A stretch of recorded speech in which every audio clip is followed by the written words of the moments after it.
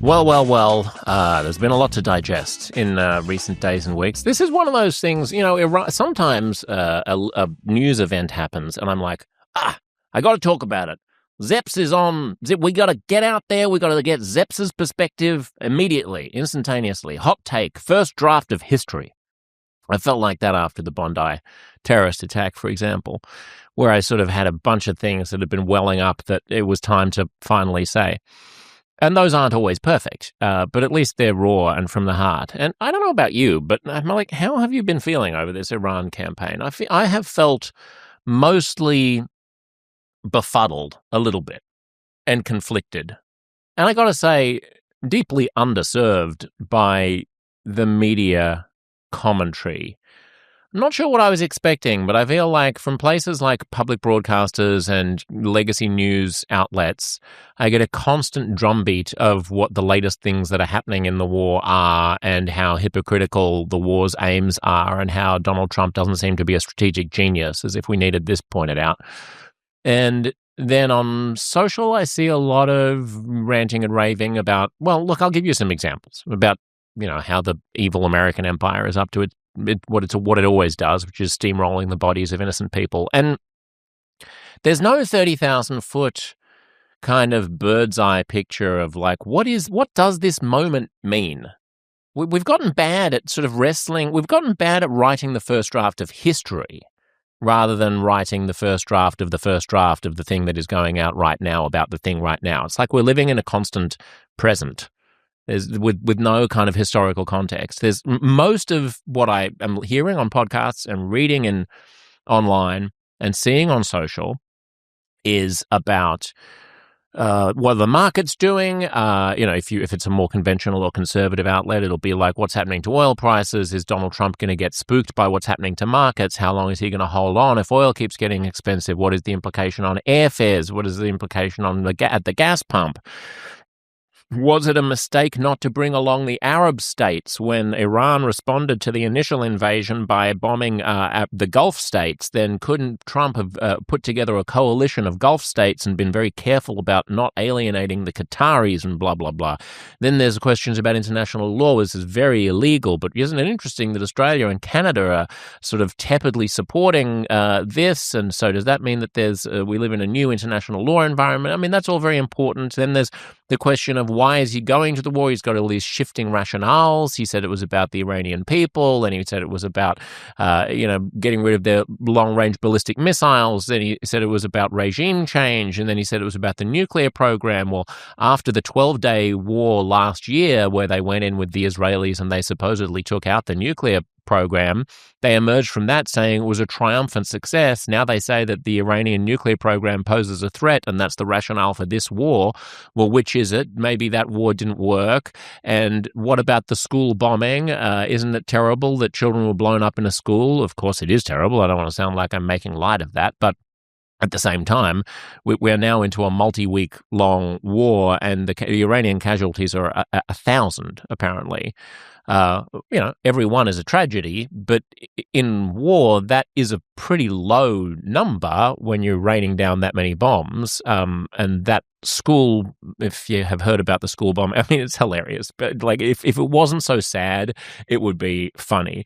Donald Trump was asked, you may have missed this because it only happened in the past, I think, 12 hours or so. He was asked while he was golfing about the bombing of the school where children died.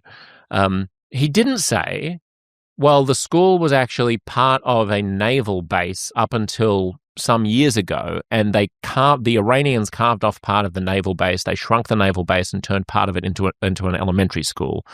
And what's probably happened is that there's been a terrible mistake, and that wasn't updated as a target. And unfortunately, in taking out the naval base, we made a terrible mistake.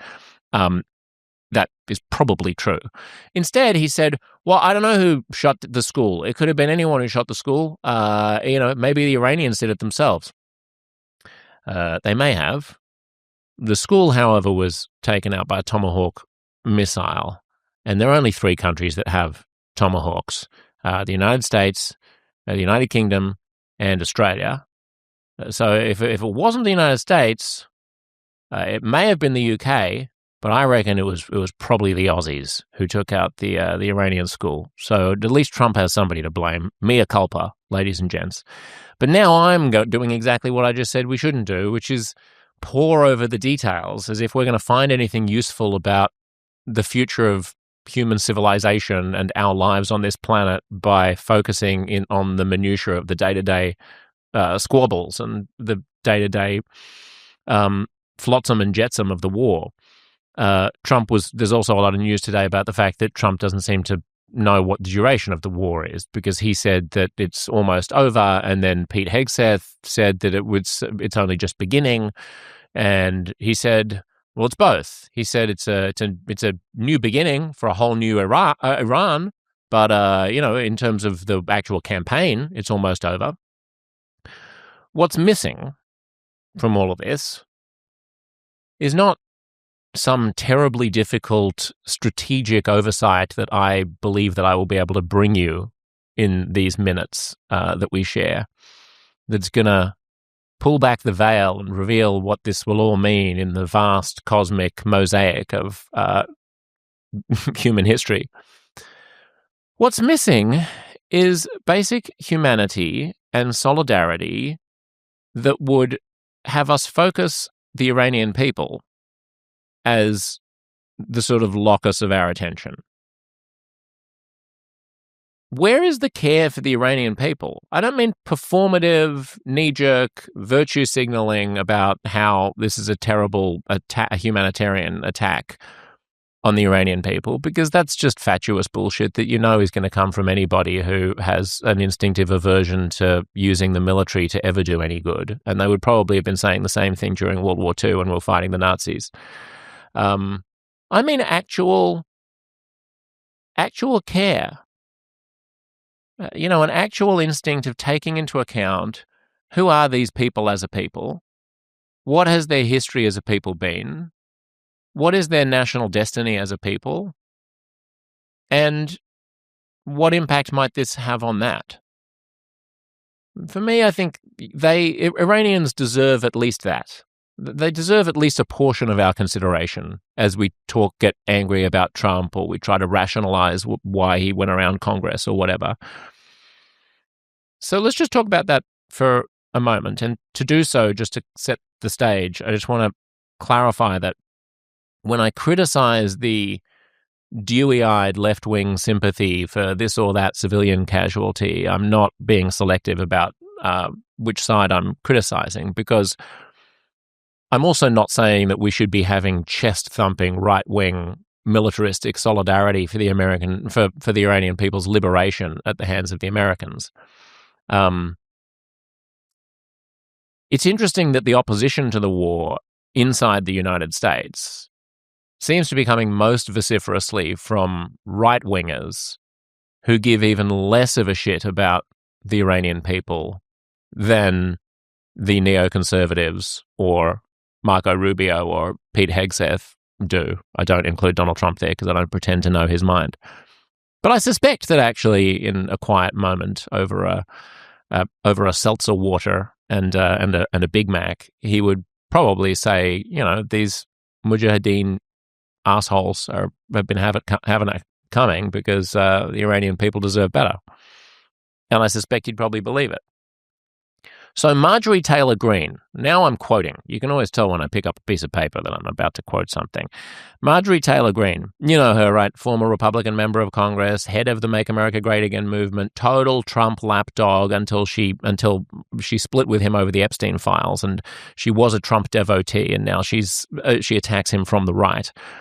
She says the Republican Party and the Trump administration are a, quote, bunch of sick fucking liars. We voted for America first and zero wars.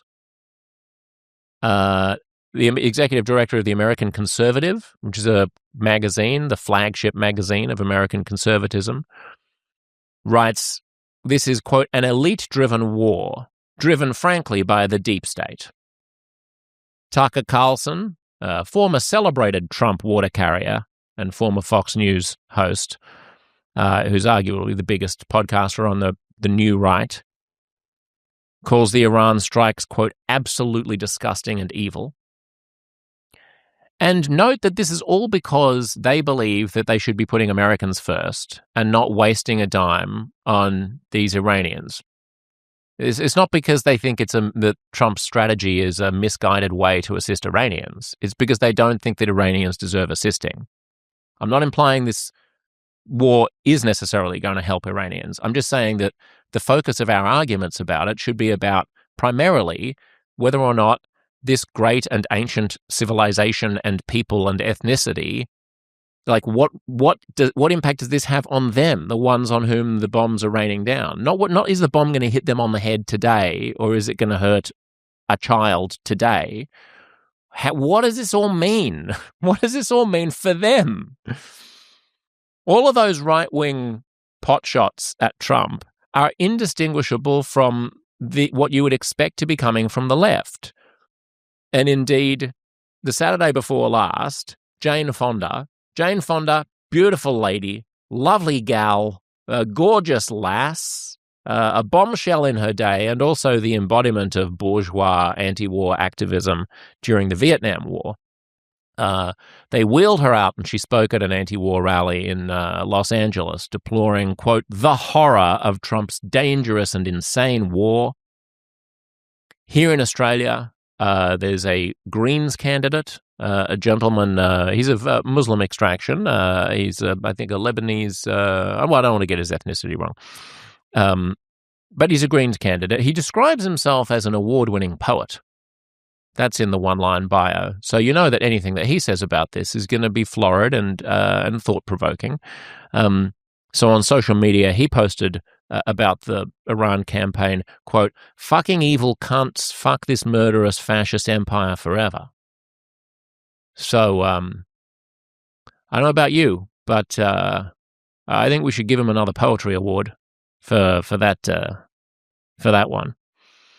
So suffice it to say, there's a lot of reflexive tribal allegiances be on display, and not a lot of care about the great and ancient civilization of Persia. And just to bear, I don't know if you heard me talking to David Frum the other day, but you should go back and listen to that. It's interesting. David was in the George W. Bush administration. He was a neoconservative. He was in favor of the Iraq War. He, in fact, wrote the portion of George W. Bush's post-9/11 State of the Union address where he talked about there being an axis of evil of Iran and Iraq and North Korea, provided some of the pretext for the Iraq War.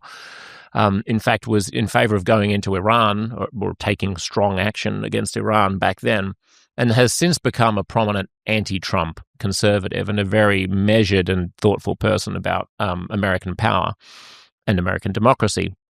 And he pointed me to the counterfactual of Portugal. Portugal in 1980 had the same size economy as Iran. They were about equally wealthy. They had similar histories in the sense that, I mean, obviously not culturally, but politically, they were coming out of essentially a military dictatorship.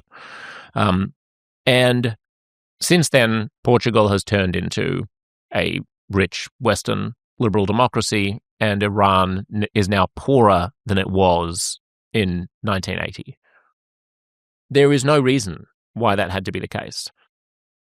You can imagine a counterfactual in which the mullahs didn't take over Iran in the Iranian Revolution and screw up its economy and create a corrupt state and punish their political enemies and jail and torture anyone who didn't like them and export the wildest and most stupid ideas around the region, fund the education of young Muslims all across, well outside of Iran. I'm talking about in Lebanon and all over the joint where they have proxies, and Palestine.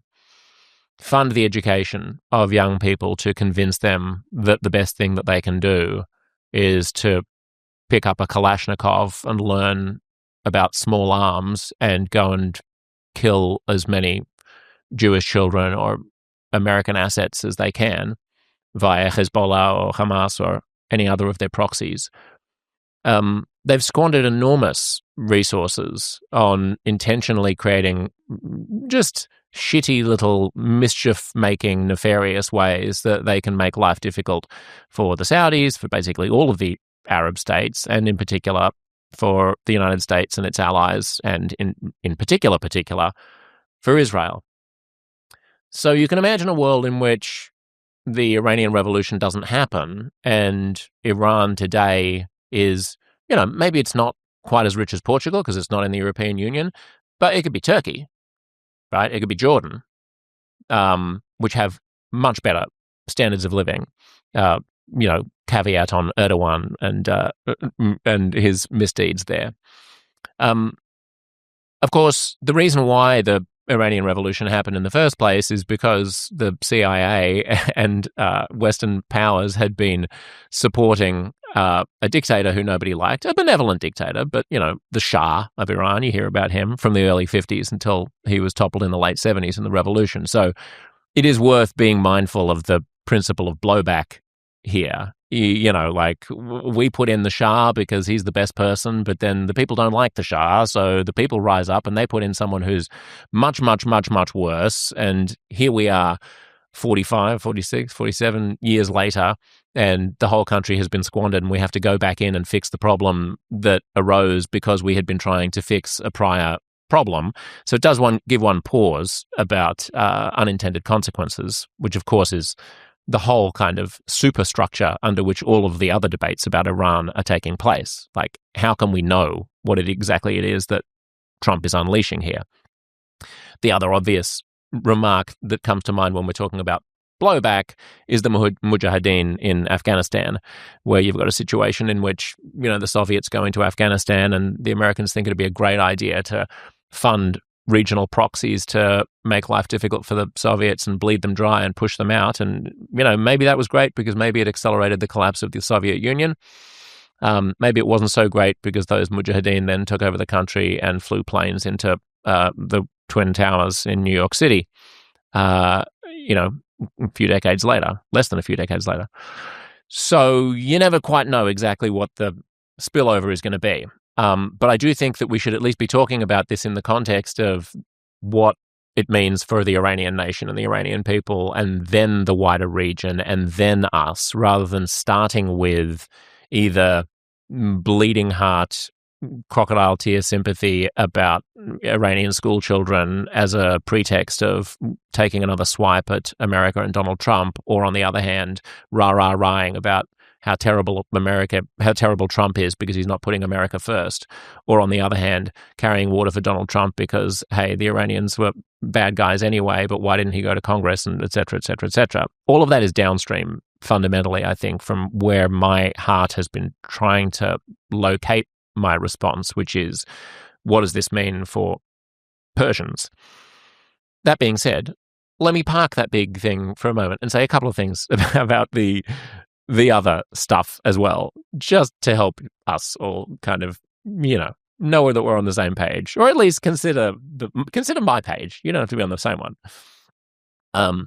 So Congress and the Constitution. Trump is doing something incredibly illegal. It is a war. It's obviously a war. This is not a small, this is not, this is not what he did, where he just goes in and kidnaps a head of state and then puts them on trial and says, well, it wasn't really a war, so I didn't need Congress's approval.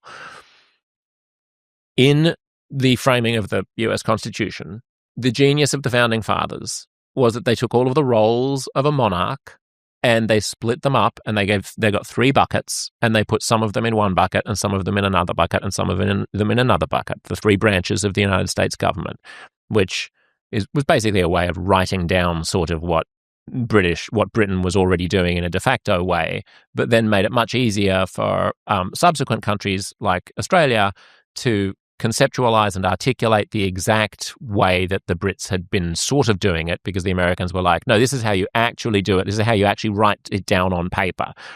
And when it comes to war, those 3 branches, obviously there's the branch that decides what is going to happen in the country, which is not the president.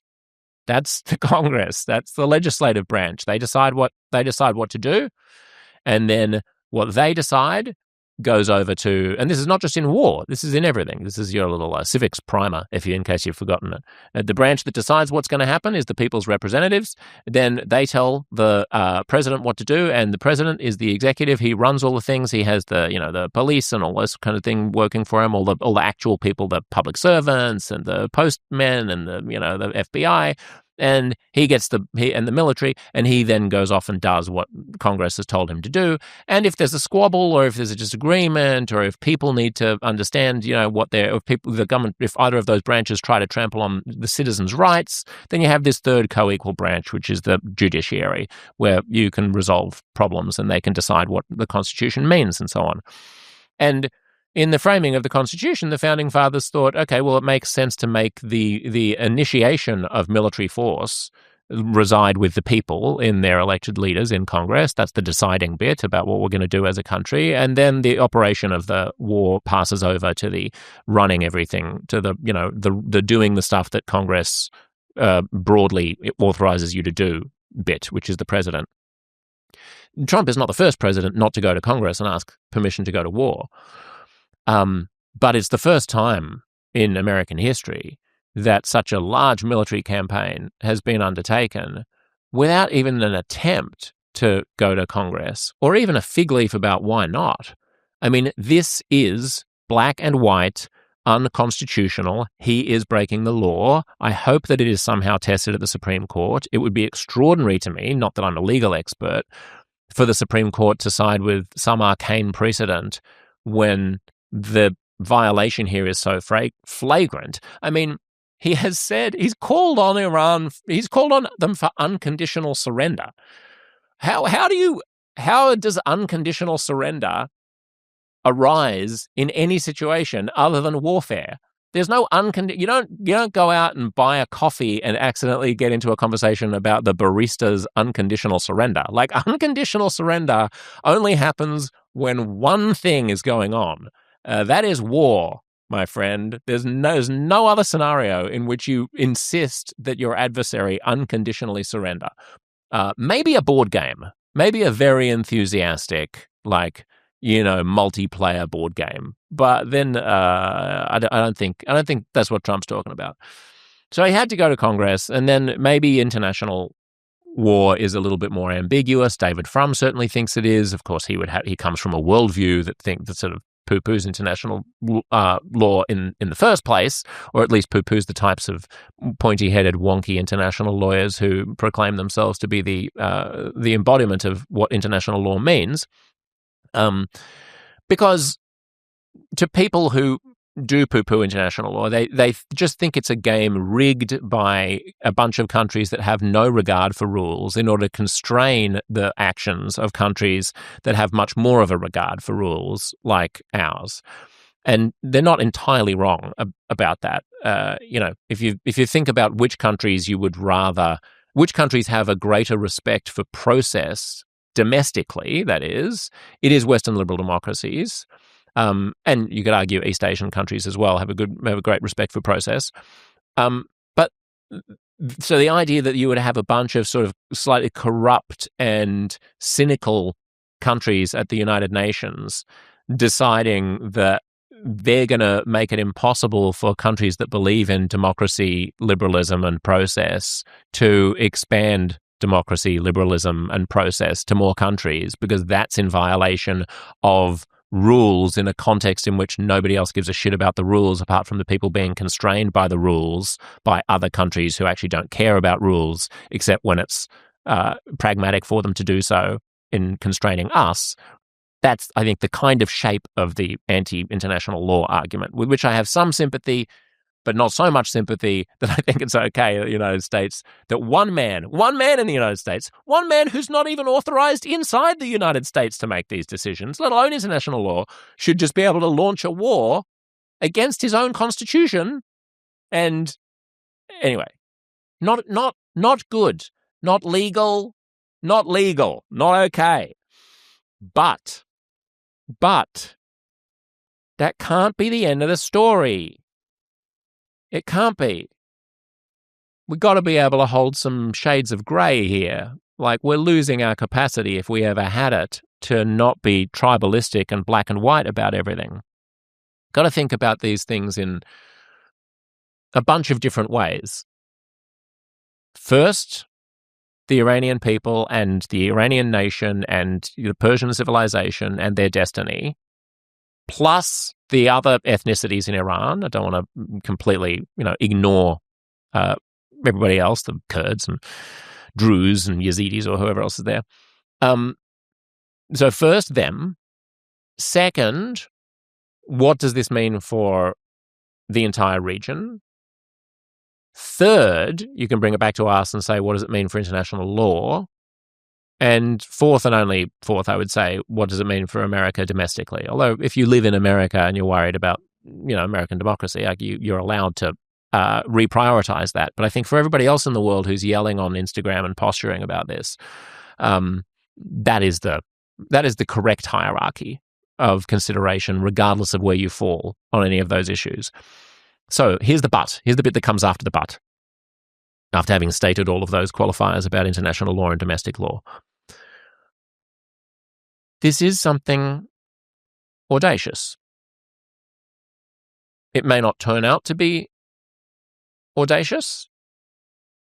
Many of the people who, I think, oppose the war would love nothing more than for the new supreme leader, who is the son of Khamenei, to just basically reinstate the status quo ante and go back to where things were.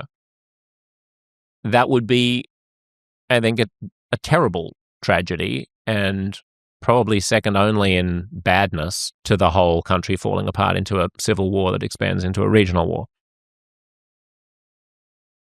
Iran has been run by shitheads for a long time. And after October 7th, 2023, when Iran's proxies in Hamas, now Iran didn't know about the exact timing of the attack because Hamas started getting worried. They pulled the trigger earlier than they had intended to, and they didn't want to talk to Iran because they just didn't know where Israeli spies were, and they were worried, rightfully so, it turned out, that Israeli spies were all over Iran like ants in Swiss cheese, to coin an analogy.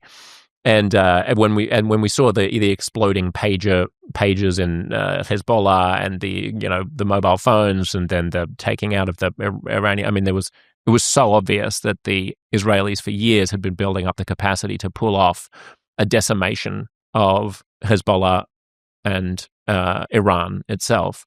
So Hamas chickened out at the last minute about telling the Iranians. They had been debating. We know this from minutes of Hamas meetings that were seized by the Israelis in Gaza, that they were talking about whether or not to actually loop the Iranians in. And the Iranians were not privy to the exact logistical details of the October 7th attack, but were absolutely privy to and enthusiastic about and supportive of, both materially and also ideologically, the general thrust of Hamas doing a final push on Israel that would knock the Zionist colonial settler state, as they call it. Well, they call it worse things than that, as people on social media who are more sympathetic to the Iranian worldview call it. They were very enthusiastically behind that, and indeed, of course, had been funding and coordinating Hezbollah to potentially do the same thing out of southern Lebanon. So after October 7th, the status quo had become intolerable to Israel. They just felt like, we don't quite know exactly what to do here, but this is no longer okay. We cannot live with Iran doing this, funding these people who just spend all day, every day, plotting how they're going to kill the maximum number of Jews. I'm not talking about people in Palestine. I'm talking about people in the Hezbollah fighters in Lebanon. I'm talking about Iranian proxies all over the region. I'm talking about the Iranian Revolutionary Guard Corps. I'm talking about the mullahs in Tehran. This was not to people who think, well, of course, I mean, October 7th was terrible, but it was a jailbreak. I mean, what do you expect? The Palestinian people were suffering. Yeah, I mean, that's 10% of it. 90% of it is that there was a wild-eyed, theocratic, medieval bunch of Jew-hating, women-hating, religiously deluded, violent, homicidal, genocidal mischief makers, to use the most polite term, controlling the biggest and most powerful and important adversary of Israel in the region. And so as far as Israel was concerned, I think they figured that they were going to roll the dice and take their chances. Iran was Hezbollah, Iran was Hamas, Iran was exploding cafes, Iran was jihadists relentlessly working on nuclear weapons. Wasn't going to happen. Wasn't going to happen. Like, there's only so much that Israel was going to take. And so I think once they decided that they were going to actually strike Iran, after the success of last summer's, limited 12-day campaign against the nuclear facilities, and after the decimation of Hezbollah, then I think it became clear to the Americans, to Trump, that, well, if the Israelis attack, then Iran is going to respond by sending a bunch of ballistic missiles into all, and Iran had said this is their open strategy. If we get attacked, we're not just going to respond to the attacker, we're going to respond to all American-associated assets in the region, which means all of a sudden there are Iranian missiles raining down on Bahrain, on Dubai, on Abu Dhabi, into Saudi Arabia. They're blowing up oil fields. And my understanding is that once Trump understood that was going to happen anyway, might as well go in and roll the dice. It's audacious.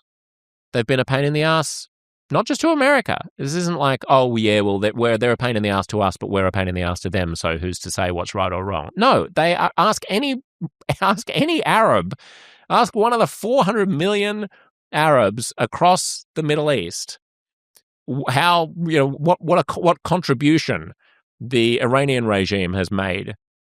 And they will tell you, to a man and a woman, and a child and a birdie, and a lion and a lamb, and a porpoise to an eagle. Well, not good. Not just not good. Bloodthirsty. Bloody awful. And this doesn't mean that there aren't other awful things going on in the region. Saudi Arabia, terrible, not good folks, historically, on human rights. Israel's treatment of Palestinians in the West Bank, not nice. Unjust. The war in Gaza, completely indefensible on a humanitarian basis, the way it was conducted. But that doesn't change the fact that systematically and persistently, the huge obstacle to the development of the region and to comity between Jews and Arabs in the region, I mean, the thorn in the side of every attempt to do anything constructive meaning democratic, liberalizing, pacifying, has been this hornet's nest of guys who you really wouldn't like if you met them, whose opinions you really wouldn't share. The mullahs in Tehran were assholes, and they had it coming. So Trump rolls the dice and takes his chances. And he says, maybe things will be better in Iran if it's not run by 14th century sexist, gay-hating, Jew-hating, homicidal, genocidal, fundamentalist, religious fanatics who are trying to get a nuclear bomb. And then people say, well, okay, he did that, but now because he did it in breach of international law, it's going to give carte blanche to all of these other countries to break international law as well, which is a concern that I have. And when I say people say this, mea culpa, I say it. But then I think, well, it comes back to the question of who actually obeys rules anyway. I mean, if you're a shitty little dictatorial regime somewhere, are you actually not skirmishing with your neighbors because America doesn't? I mean, maybe you are to some extent, but I'm just not sure. Like, a lot of countries do a lot of naughty things, even when the United States isn't doing naughty things. We'll have to see whether or not more countries do more naughty things now that the United States does naughty things, or whether more countries think, now that the United States does naughty things, I'd better be careful about doing naughty things because they might do naughty things to me.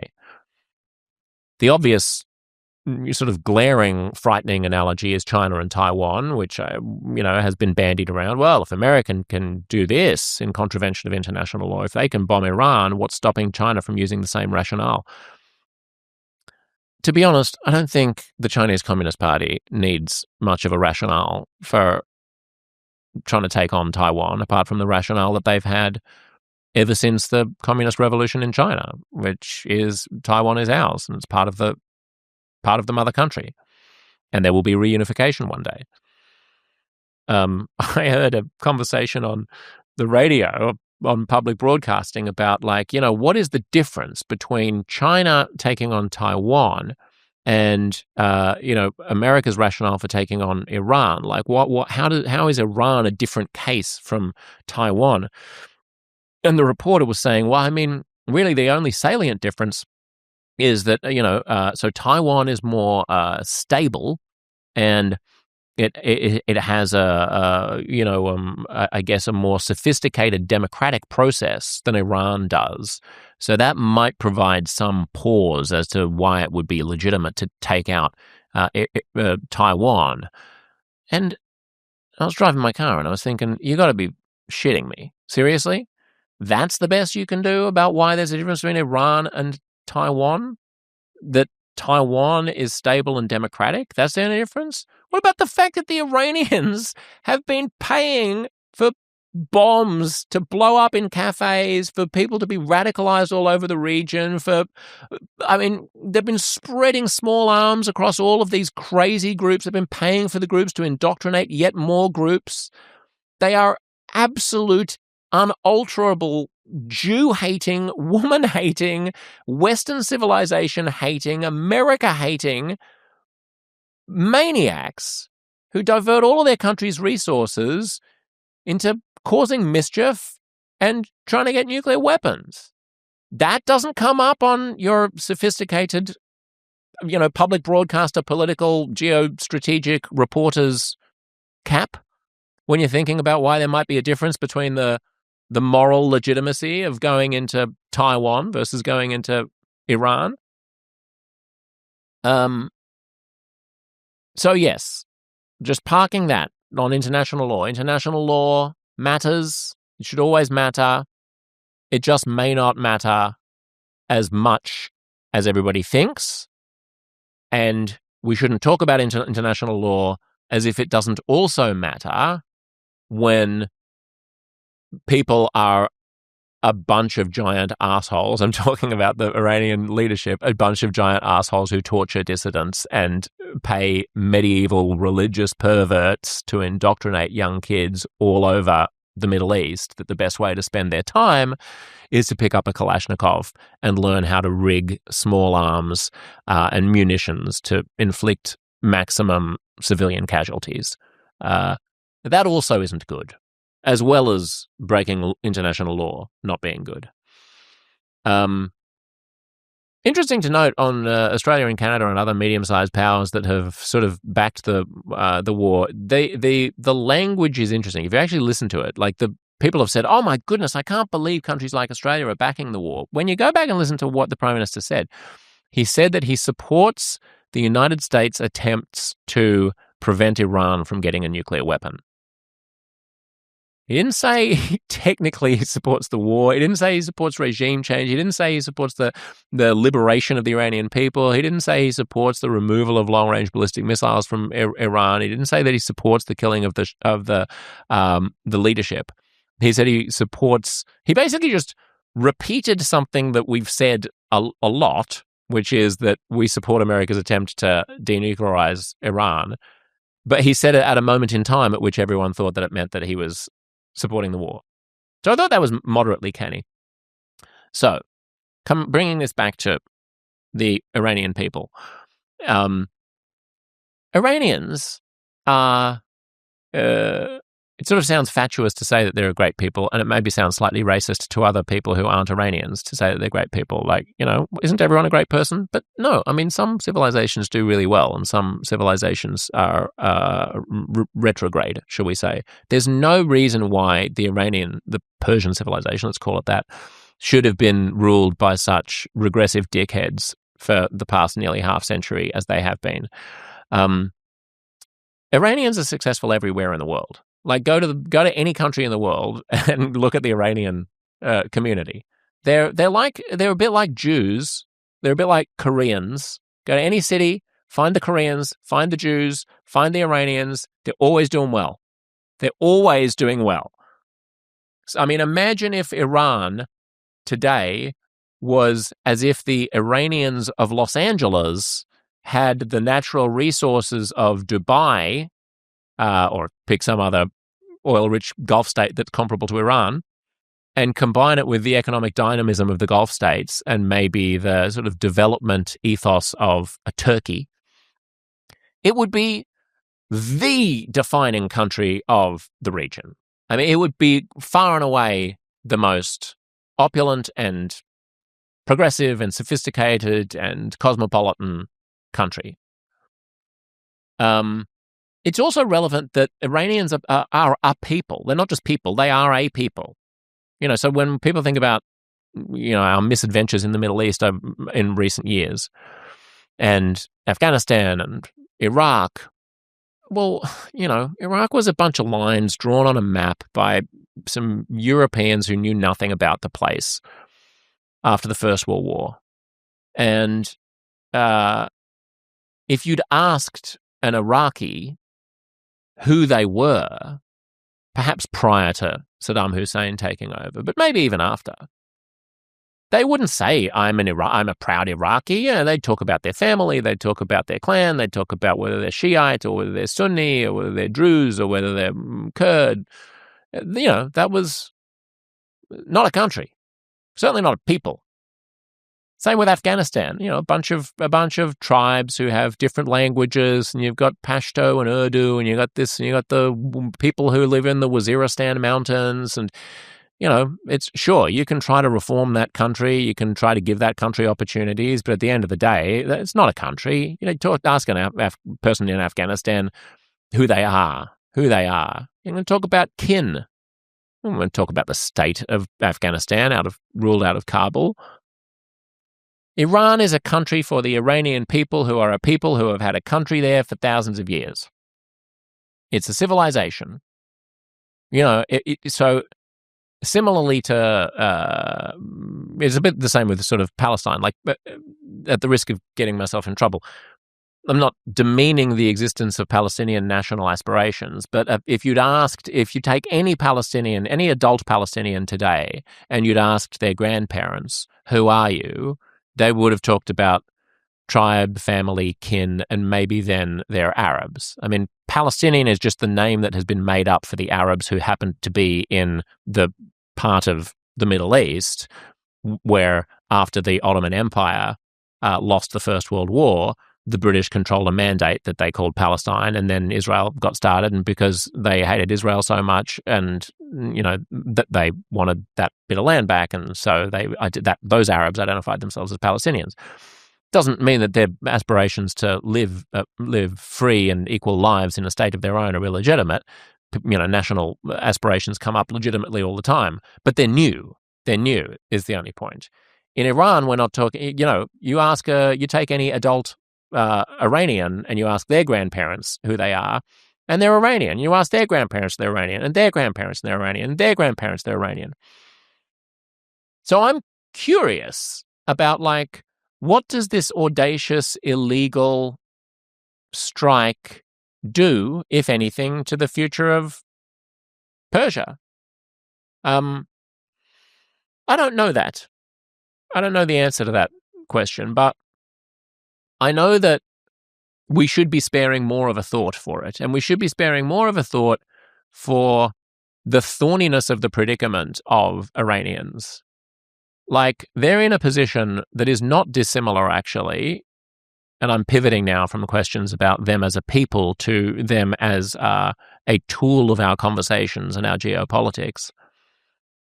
Iranians find themselves in a position that I can sort of empathize with, because it's not that dissimilar to Jewish people, and it's not that dissimilar to Palestinian people, by which I mean they are co-opted by opposite, equally evil sides, they are sort of used as pawns both by, so the religious extremists in Tehran and also the Trumpist liberationists will both claim to be standing on behalf of the Iranian people.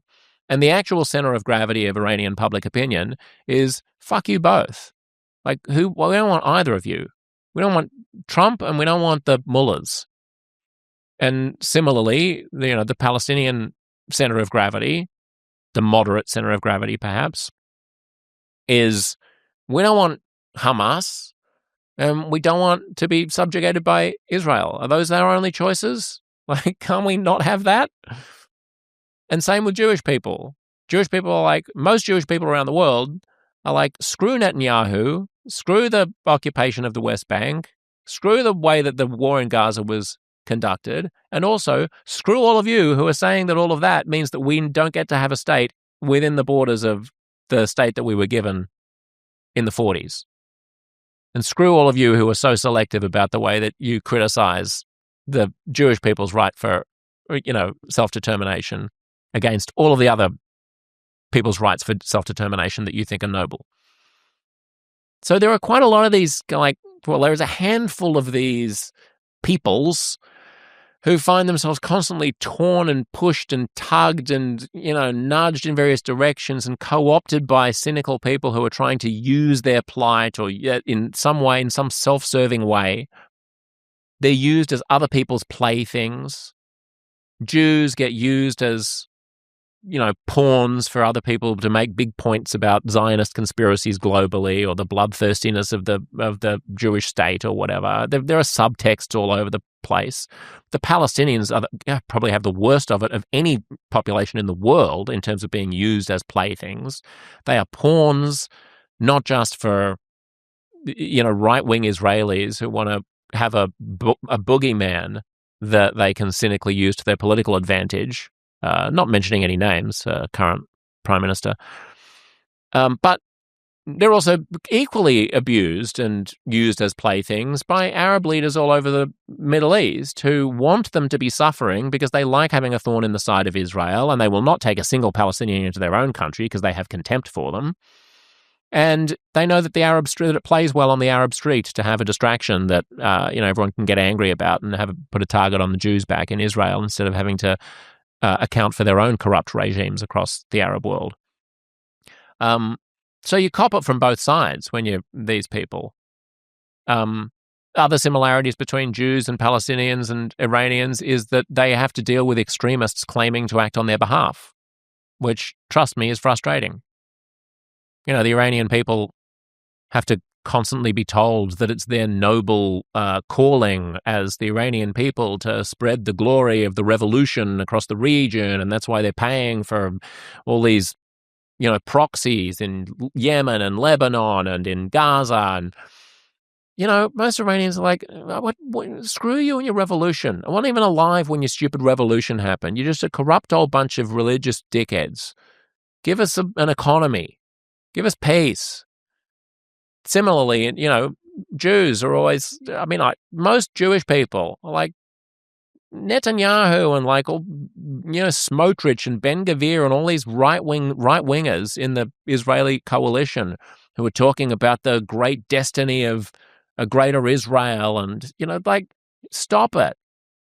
Stop being extremists on our behalf. Stop raining bombs down on apartment blocks in Gaza because you think that that's for the benefit of the Jewish people and using our historical trauma as a way to justify the misdeeds of today. Quit it. And Palestinians have the same thing. Stop helping Hamas. The Second Intifada, there would have been a lot of Palestinians who would have been saying, I don't think this is a great idea to be going and blowing up children on buses in Israel. Stop working on our behalf. Thanks, but no thanks, extremists. Why are you using our plight as a way to justify your own psychopathy? And on a wider scale, Muslims face this all over the world because, Muslims are stuck in this situation where they've got this small faction of maniacs who claim that the purest form of Islam is jihadism.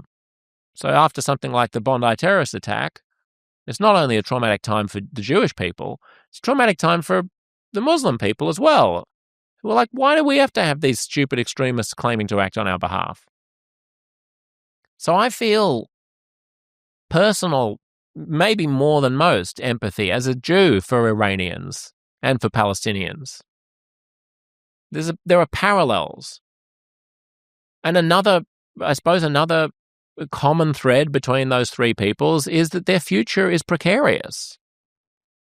Nothing's guaranteed. Iranians are probably more secure than Palestinians or Jews. They're certainly a lot more numerous. But there's a real question mark over what the future looks like for each of these three peoples. I think the future of Israelis is probably secure. They've got nuclear weapons.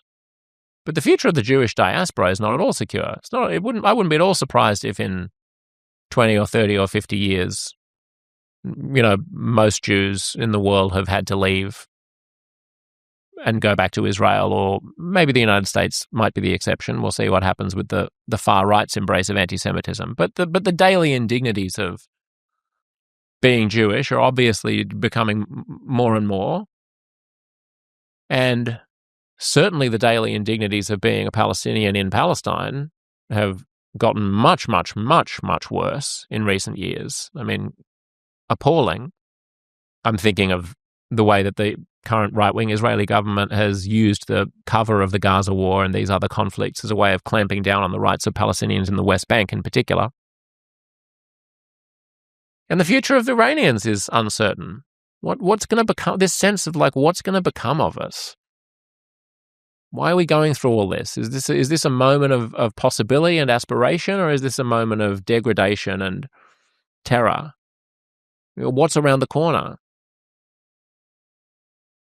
Well, we're all banging on about, what did the Greens candidate say?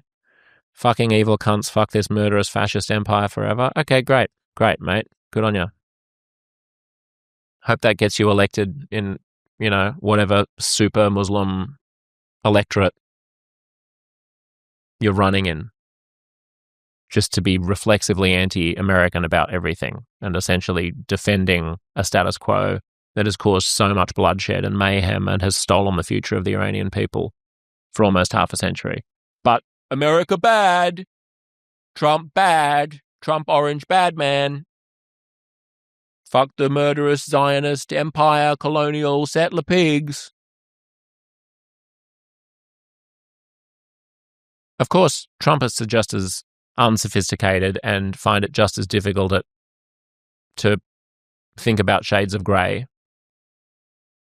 But I just thought that it was supposed to be the right that had cartoon caricature interpretations of goodies and baddies. It struck me as a very sort of Cold War thing. I mean, you see, it's also a religious thing, right? I mean, the right has always been good at this Manichaean worldview of darkness and light, of good and bad, of not having the left's squeamishness about, maybe things are complex and, maybe the reason why people commit crimes is actually because they were abused as children. And the right is always like, no, crime bad, law and order good.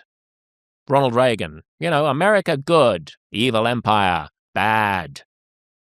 And so I always just expect the right to have a simplistic worldview of goodies and baddies. And now it strikes me that the left has gotten as bad as the right at having goodies and baddies. It's just the opposite, goodies and baddies. It's like everything is a morality play that you can fit into your preconceived framework. For the left, the baddies are white supremacists, Western democracies that hide behind a pretense of Western civilization to actually inflict their hegemony upon the innocent, victimized people of color around the world. It's a male structure of power that inflicts and oppresses women. It's a heteronormative gender binary that erases the lived identity and experience of transgender people. It's a whole system that apologizes for the fact that we live in an irredeemably white supremacist society and that we're too blind to even see it.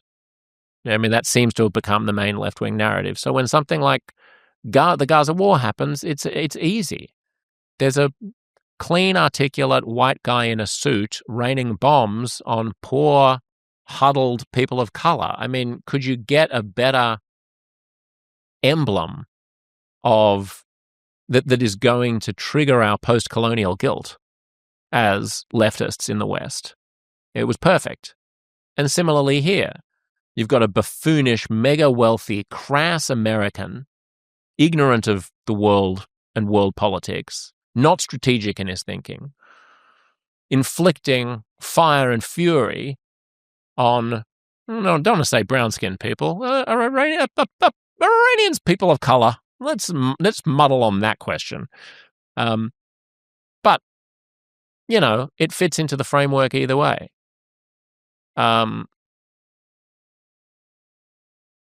It's just so easy.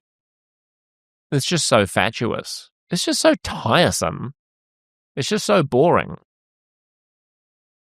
So instead of thinking about this as a morality play, I think we should think about the Iranian people as a people in a particularly sticky bind, like the Jewish people, like the Palestinian people, because they are co-opted by evil people on both sides. They are used as other people's plaything. They are conflicted internally about their relationship to extremists who claim to act on their behalf, and their future is uncertain. And like the Gaza question, and like the Jewish question, the question that should dominate in this Iran war is, what should we make of a conflicted people who are hemmed in by cynical forces? And if you speak as that Greens candidate did, you are siding with mullahs. You are siding with the side that has destroyed the future of the Iranian people for the past half century. I'm not making a black and white sort of binary here. He is. By speaking in a way that makes it impossible to have even a glimmer of sympathy for any alternative view, for any view that might fracture or let some light in to your cloistered, dark echo chamber of certainty about how evil and stupid America is, and Israel, and Jews, and Americans, and how universally and constantly and permanently and unquestioningly virtuous the Muslim and Arab side is. And to be clear, most of the Muslims, and I say Arab because he's an Arab, not because Iranians are Arabs, they're not, but most of the Muslims in this situation are not on the side that the Greens candidate who claims to be sympathizing with them is. They're not on the side of the mullahs. They're not on the side of having an unquestioning, reflexive antipathy to American intervention in decapitating their regime. They're uncertain. They're frightened. It's complicated. They don't know what's going to become of them or their kids or their grandkids. Like, we owe them better than to constantly make this all about us. All about our own parochial internal interpretations about what Trump means for this or that.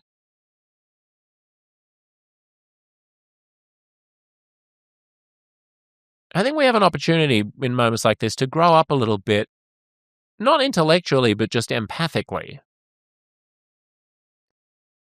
The Iranian people have been screwed over for a really, really long time, and it hasn't been Israel and America who's been doing the screwing over. It's been some awful people who've been keeping them hostage, essentially. And that doesn't mean that this is the right way to react to that. But can we just pause the fucking relentless chattering about who's right and who's wrong because of some technicality? And try to just spend a moment having some empathy for the quandary that they're in? The quandary that Palestinians are in? The quandary that the Jewish people are in?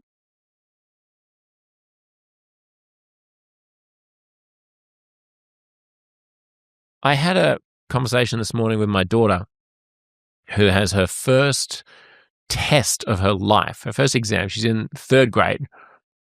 And in Australia, they have this thing called NAPLAN, which is like a national grading system, and they start doing it in 3rd grade. And so she's having her first test ever today. And I channeled my dad, who died last year, because he would always say to me before a test or an audition, he'd always look at me and say, go into this with a cool head and a warm heart, not a cold heart and a hot head. And as I was halfway through saying that profound aphorism to my 8-year-old daughter, she said, "Oh, warm smile? Go in with a warm smile?" And I was like, "Sweetie, maybe you're a little young for Pop's wisdom." And I noticed, I thought it was so sweet because she had no idea what I was talking about, but she thought she was helping me. She was trying to assist Daddy in finishing this complicated string of thoughts. And the only time she'd heard the word warm being used in the context of a metaphorical interpretation was probably a warm smile. She probably doesn't hear about other things being warm unless they're literally warm. So she offers it. Made me realize at every stage in your life, you don't know what you don't know. You don't know the limits of your own worldview. As my dad started, dying from Alzheimer's and his brain started shrinking and shrinking, there was a moment where he was aware. There was a period where you're aware as you're getting dementia. But then you get to a point at which you don't know what you don't know. And of course, in every moment, actually, it's not true that you're aware as you're getting dementia, because although you're aware of the great trajectory, you're not aware of the moment-by-moment trajectory. Again, it's the sliver of light that is just the now. Like, we're all just living in this permanent present, right? And no one more so than someone who's suffering from dementia. And so he didn't know that he had just asked the same question 3 minutes ago. How could he know? And how could my daughter know that it's not a very constructive suggestion that she's making? This may be a long way to cast a bow, ladies and gents, but it's made me think today about how important it is for us to understand that we don't know what we don't know. My daughter can't know that she is not at roughly the same intellectual level as Daddy. She thinks we're about the same. She knows I know more stuff and I have more power, but we're about the same. So did my dad once he'd lost his mind. And so do I. Of course, so do I. I think that I know what there is to be known because I'm me. And if my brain was big enough to show me the limitations of my own intellect and wisdom, then it would be bigger and it wouldn't be smaller and I wouldn't be able to see the gap. It's very hard. So Trump knows as much as he can know. And he doesn't have the self-awareness to know what he doesn't know. Part of getting old and wise, I think, is learning more and more what the limitations are on your own knowledge. Like, no one is more self-certain than a 22-year-old male. But we need to sort of realize that any interpretation that you hear about this conflict, any wise person you hear on a podcast, any authority that you hear talking on the news, anyone who you read writing a column. By the way, I have a new column in the Australian Financial Review. Read it every weekend. No, every other weekend. All of those voices are limited by the fundamental, basic, epistemological, cognitive problem that we are limited human beings with a limited number of cells in grey matter in between our skulls. And the world is incredibly complicated and has multiple strands of culture and politics and regret and revenge and emotion and just inertia, institutions and systems, rules, and, predicting, claiming to have certainty about what the outcome of this thing is, or saying that you know that it's a bad thing, this war.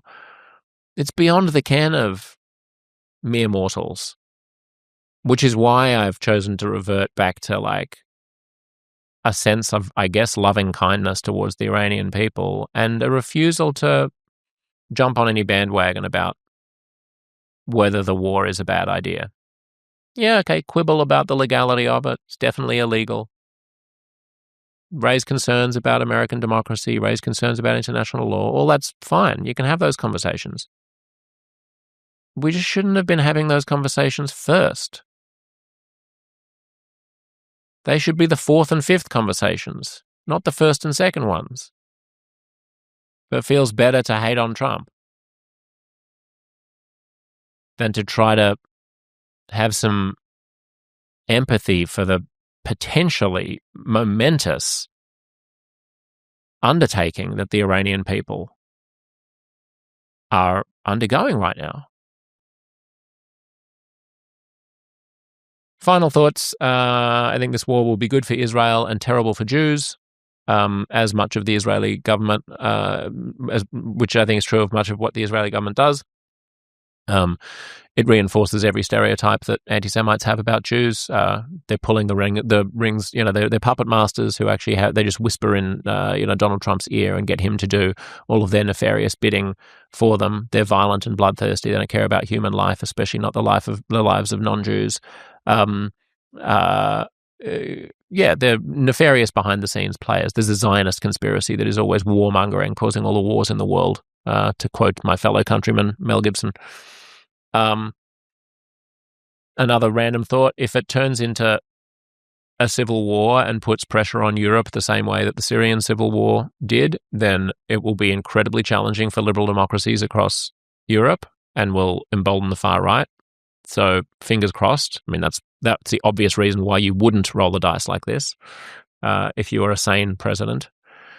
And the final positive thought is, if it ends up working and if somehow Khamenei's son is not the ruler, but the ruler is a more modernizing figure, an MBS, still a corrupt mass murderer, but like a slightly more liberalizing corrupt mass murderer who's willing to stand up to jihadism and to cooperate with a world community that wants prosperity and modernization and liberalization, then, I mean, an Iran that decides that jihadism is a dead end would be, the whole Middle East could look like Dubai, or at least like Jordan. So keep your head about you. Have a cool head and a warm heart, not a cold heart and a hot head. We can all agree that it wasn't Trump's right to roll those dice. It wasn't his right domestically. It wasn't his right internationally. But if we're going to live in a lawless world, I am glad that now and for the next little while, it's the countries that still give the tiniest little shit about democracy and freedom who are the ones that are imposing their will.